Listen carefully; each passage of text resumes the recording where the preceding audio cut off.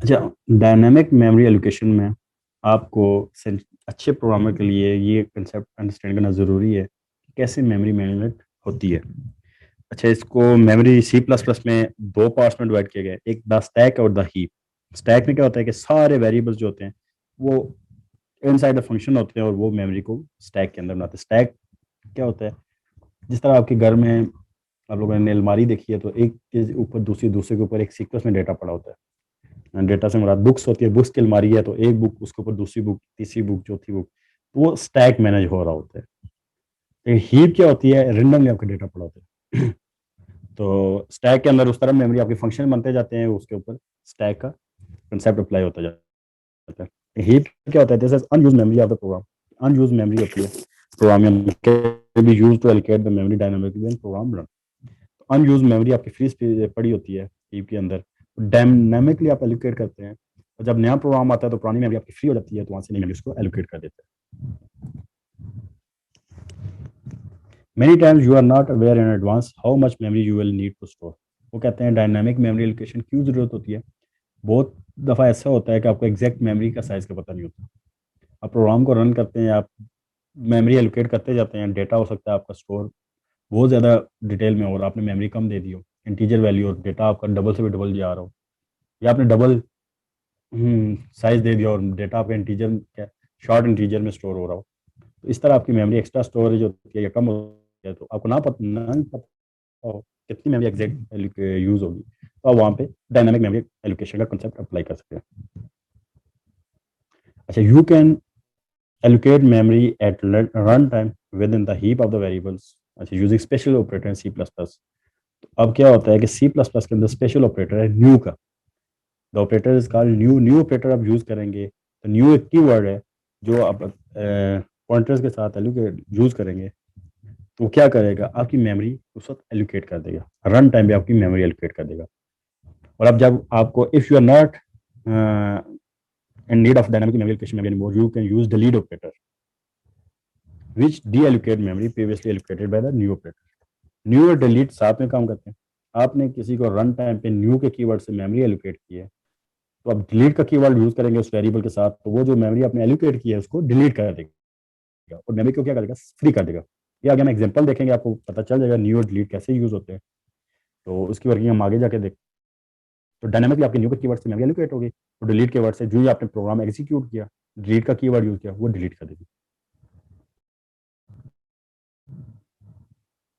अच्छा, एरेज आपको पता है कि होमोजेनियस डेटा स्टोर करती हैं, और सीरियस ड्रॉबैक्स होता है यूजिंग एरेज। तो एरेज का बहुत ज़्यादा ड्रॉबैक होता है, एरेज के थ्रू आपकी मेमोरी को ज़्यादा वेस्ट होने का खतरा होता है।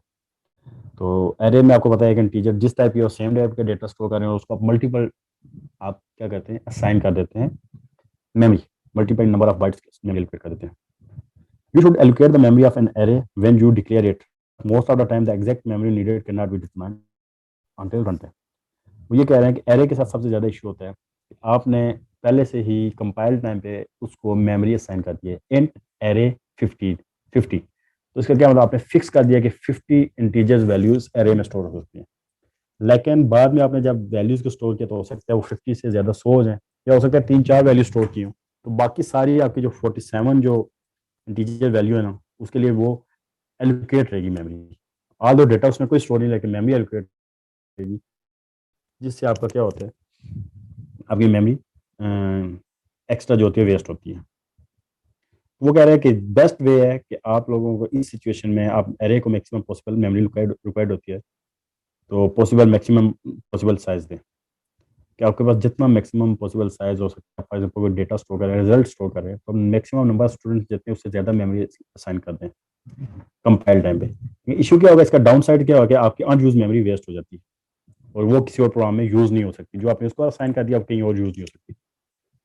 तो कह रहे हैं कि इस तरह के जो सिचुएशन से आप मेमोरी को वेस्ट करने से बचा सकते हैं, तो उसको बचाने के लिए आपको बेस्ट वे तरीका क्या है कि आप डायनामिक मेमोरी एलोकेशन का कॉन्सेप्ट यूज करें, न्यू और डिलीट का कीवर्ड यूज करें, कि आप रन टाइम पे एरे को मेमोरी असाइन करें, जब डेटा स्टोर हो, मेमोरी आपकी एग्जीक्यूट हो जाए, प्रोग्राम का रन हो जाए, उसके बाद आप क्या करें, उसके डिलीट के कीवर्ड से आप उसको डिलीट कर दें। ठीक है, dynamic memory allocation mean creating memory at run time dynamic का मतलब रन टाइम पे आप मेमोरी को एलोकेट करते हैं। और आपको इसी तरह रन टाइम भी must use new operator use करते हैं और डेटा साइज के अकॉर्डिंग, और डी एलोकेट करनी हो तो हम डिलीट का वर्ड यूज करते हैं। न्यू ऑपरेटर का हम सिंटैक्स देखते हैं।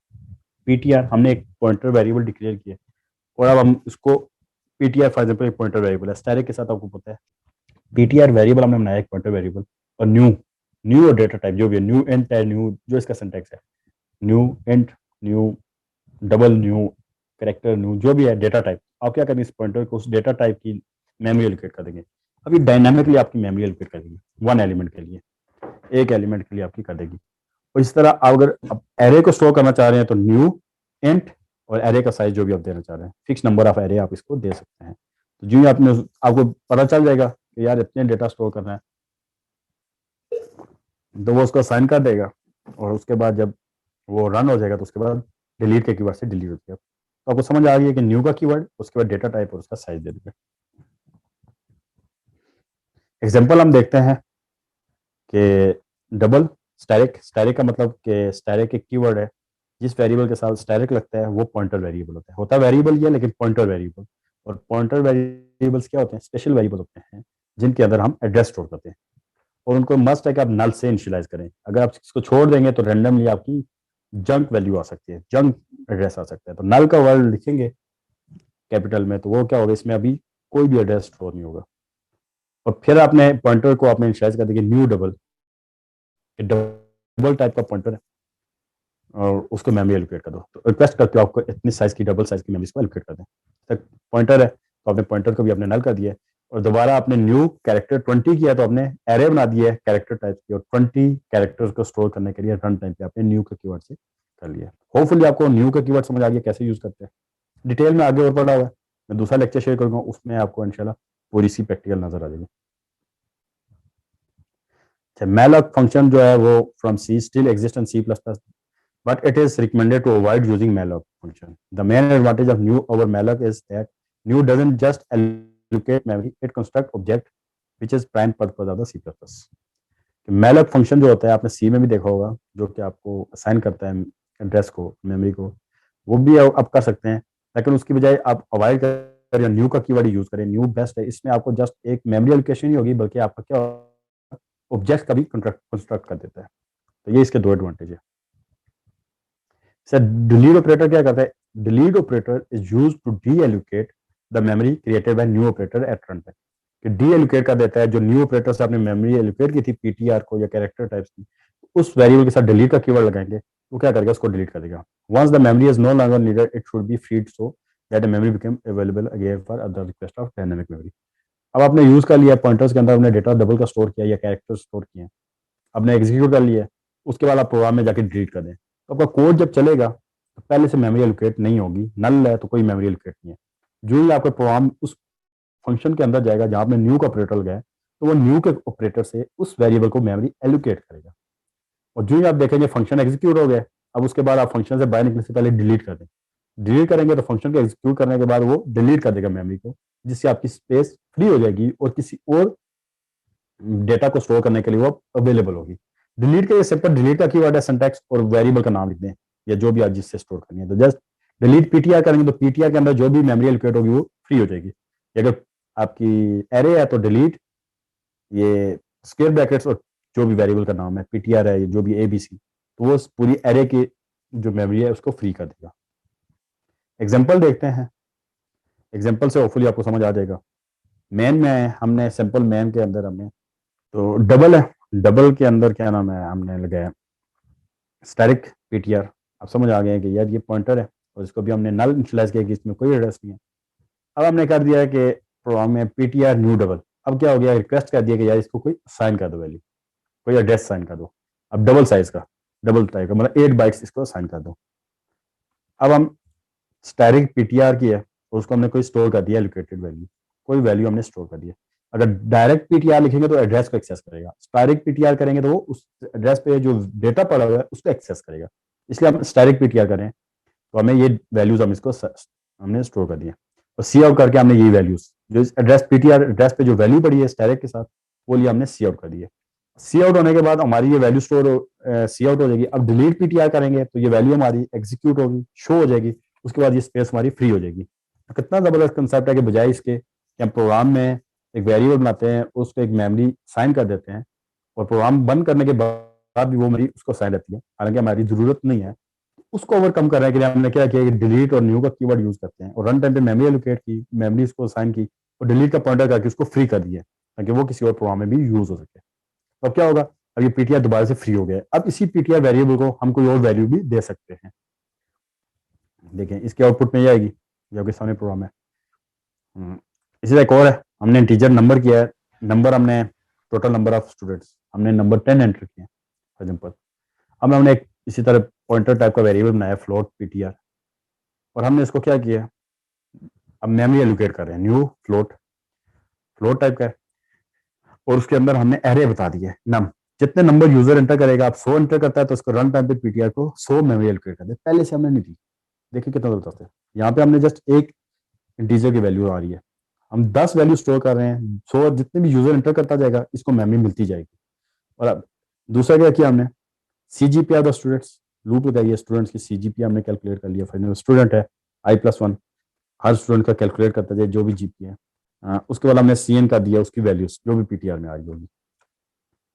अच्छा, उसके बाद हमने क्या किया, डिस्प्ले का दिया डेटा को, ये लूप लगा के, ये आपको पता है।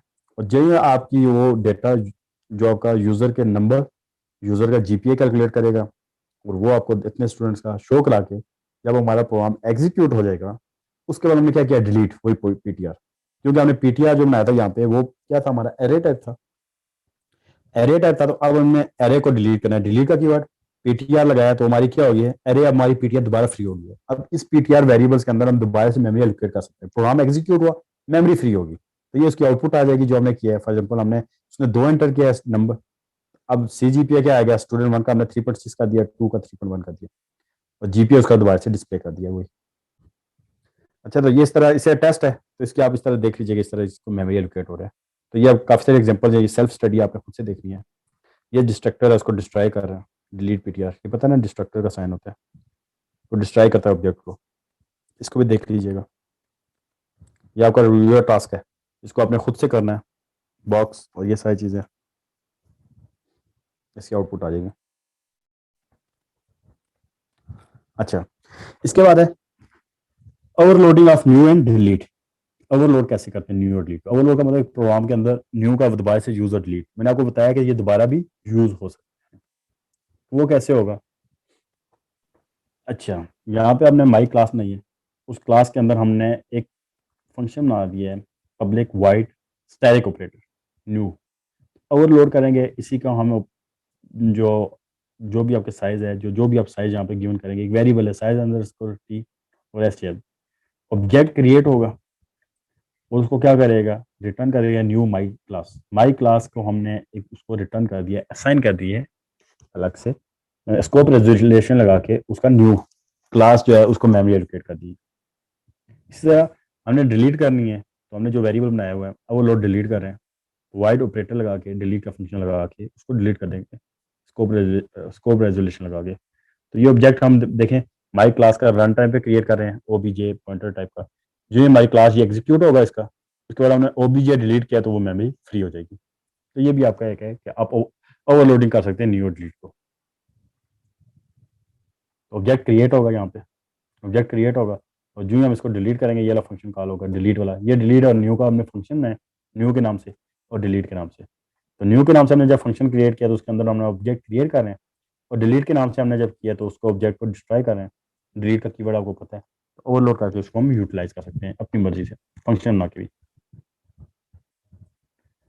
अच्छा, डिफॉल्ट और डिलीट का स्पेसिफायर्स क्या करते हैं, if a class is defined with in constructor the compiler will not generate a default constructor. अगर आपकी क्लास किसी कंस्ट्रक्टर के अंदर डिफाइन किया है तो वो ऑटोमेटिकली आपका डिफॉल्ट कंस्ट्रक्टर क्रिएट नहीं करेगा। तो ये बहुत से केसेस में यूजफुल होता है, because some time waxing for example we define the class as below, क्या हम एक क्लास कर रहे हैं, एक क्लास उसका एक पैरामीटराइज कंस्ट्रक्टर बना रहे हैं ए, उसको इंटीजर वैल्यू दे रहे हैं और हमने इस कंस्ट्रक्टर का हमने ऑब्जेक्ट क्रिएट कर दिया सॉरी इस क्लास का, the compiler complains that we have no default constructor. क्यों, कंपाइलर कंप्लेन करेगा क्योंकि हमारा पैरामीटराइज कंस्ट्रक्टर है, हमने डिफाइन किया है, डिजाइन किया हुआ है, तो वो कह रहा है कि इसका कोई भी डिफॉल्ट कंस्ट्रक्टर नहीं है। डिफॉल्ट कंस्ट्रक्टर कौन से होते हैं? जिसका कोई भी पैरामीटर नहीं होता। That's because compiler did not make the one for us because we have already had one that we have defined. वो ये कह रहा है कि हमने ऑलरेडी उसको दिया हुआ है। अच्छा 10 मिनट रह गए हैं कि हमने ऑलरेडी उसका पैरामीटराइज कंस्ट्रक्टर किया, तो अब हमें यहाँ पैरामीटर वैल्यू पास करना जरूरी है। ये आपको पता ही है वैसे भी, एक इंटीजर वैल्यू पास करेंगे तो क्रिएट करेगा, नहीं तो आपको एरर दे देगा इस तरह। तो ये आपका डिफॉल्ट है और डिलीट है, इसको आप देख लीजिए।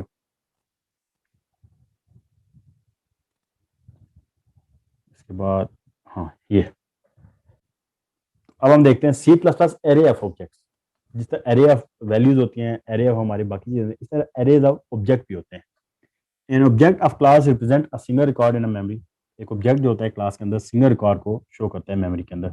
If you want more than one record for class type, एक क्लास के हम एक से ज्यादा ऑब्जेक्ट बनाते हैं, तो we create a array of class और ऑब्जेक्ट। हम उस क्लास के ऑब्जेक्ट की एरे बनाते हैं। सेम टाइप का डेटा इस ऑब्जेक्ट के अंदर, या कहीं भी आप सेम टाइप का डेटा स्टोर करते हैं तो आप ऑब्जेक्ट क्रिएट करते हैं, और सॉरी एरे क्रिएट करते हैं। एरे के अंदर सेम टाइप का मल्टीपल डेटा स्टोर होते हैं, तो आप एरे ऑफ ऑब्जेक्ट क्रिएट करते हैं। वो क्या करते हैं? कलेक्शन ऑफ सिमिलर टाइप का डेटा स्टोर करती है, और उसके अंदर कलेक्शन ऑफ क्लास टाइप सारा कुछ स्टोर होता है। सिंटैक्स क्या है? क्लास है, क्लास का नेम है, उसके अंदर डेटा टाइप वेरिएबल तो आपको पता है जितने भी रखते हैं, मेथड्स भी रखते हैं। अब क्लास नेम और ऑब्जेक्ट, हम सिंपली क्या करते थे? क्लास का नाम, क्लास का ए, और उसका ऑब्जेक्ट स्मॉल ए का देते थे। अब अगर आपने ऑब्जेक्ट क्रिएट करना है तो ए, और उसके अंदर आपने साइज भी पाना है। जिस तरह एरे आप सिंपल डिक्लेयर करते थे, इसे ऑब्जेक्ट की एरे भी आप डिक्लेयर करोगे। आगे एग्जांपल देखते हैं तो आपको फुली क्लियर हो जाएगा। ये देखें, क्लास है माई क्लास, उसका हमने एक वेरिएबल है एंट एक्स, और फंक्शन बना लिया वॉइड सेट एक्स। एक्स की वैल्यू सेट करें, कौन सी जो इस फंक्शन को पास होगी, आई की वैल्यू है एक्स में असाइन हो जाएगी। एंट गेट एक्स, और उसको हम रिटर्न करें। सेटर गेटर लगा के हमने वैल्यूज को सेट करके और वापस गेट कर लिया। अब मेन में आ जाते हैं। मेन में आया तो हमने माई क्लास, वही क्लास, और उसका ऑब्जेक्ट का नाम ओबीएस कर लिया। ओबीएस कर लिया, और हमने बताया कि एक ऑब्जेक्ट क्रिएट नहीं करना, बल्कि एरे लगा के हमने 4 एंटर किया, तो 4 ऑब्जेक्ट हमने क्रिएट करने हैं। ऑब्जेक्ट एरे विद साइज 4, तो 4 ऑब्जेक्ट हमने क्रिएट करने, एक नहीं करना, ओबीएस के नाम से। फिर हमने एक वेरिएबल बनाया एन टाइप, और हमने सारे लूप लगाई है जो 0 से स्टार्ट हो रही है और लेस देन 4 तक जा रही है, इंक्रीमेंट हो रहा है। अब वो क्या करेगी? उस जितनी भी वैल्यूज फंक्शन के अंदर सेट टेक्स्ट के अंदर है, वो इस ऑब्जेक्ट को पास करती जाएगी, असाइन होती जाएगी। वो भी सॉरी एक्सेस करेगा। ऑब्जेक्ट आई पहले जो है लूप में, आई जो है 0 पहले आपको ऑब्जेक्ट, फिर दूसरा, फिर तीसरा, फिर चौथा, इस तरह करके करेगा। और इसी तरह जो आपने 4 जो वैल्यूज होंगी वो 4 ऑब्जेक्ट के पास आ जाएंगी।